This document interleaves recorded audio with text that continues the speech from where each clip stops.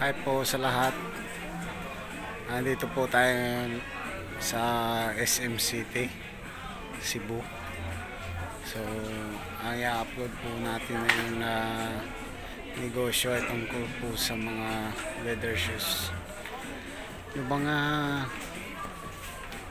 kumpanya po na gumagawa po nito.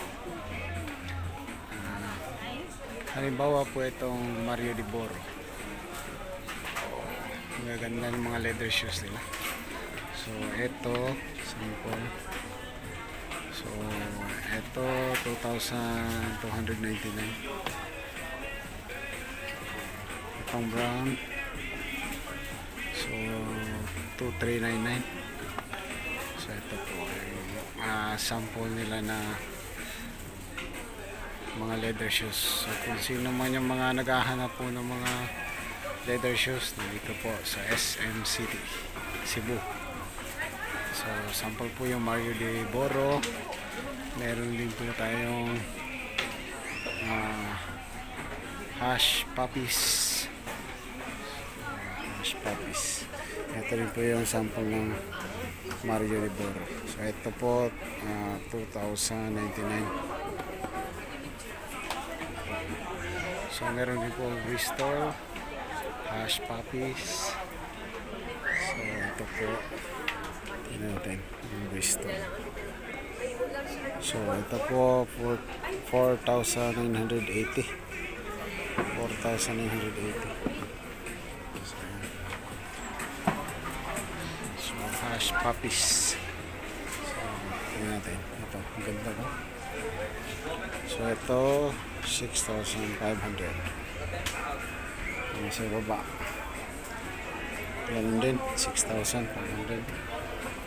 So yan po, iba't ibang kumpanya po yung nagmamanufacture dito. So ito Hush Puppies, Bristol, meron din po GB. So ito po yung mga GB shoes. Ito po yung mga leather shoes. So sino po yung mga naghahanap, nandito po sila sa SM City, Cebu.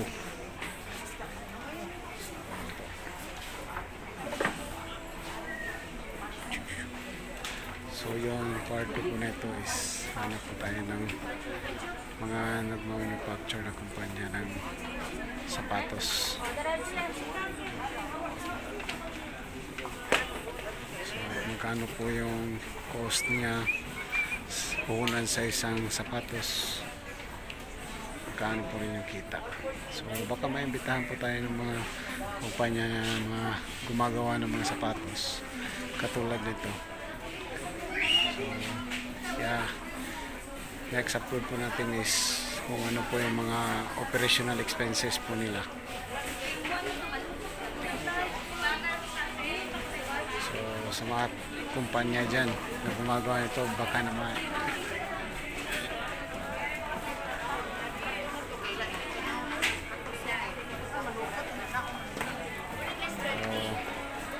may part 2 pa po tayo na ito, part 3, para po sa mga operational expenses at kita po sa negosyo ito.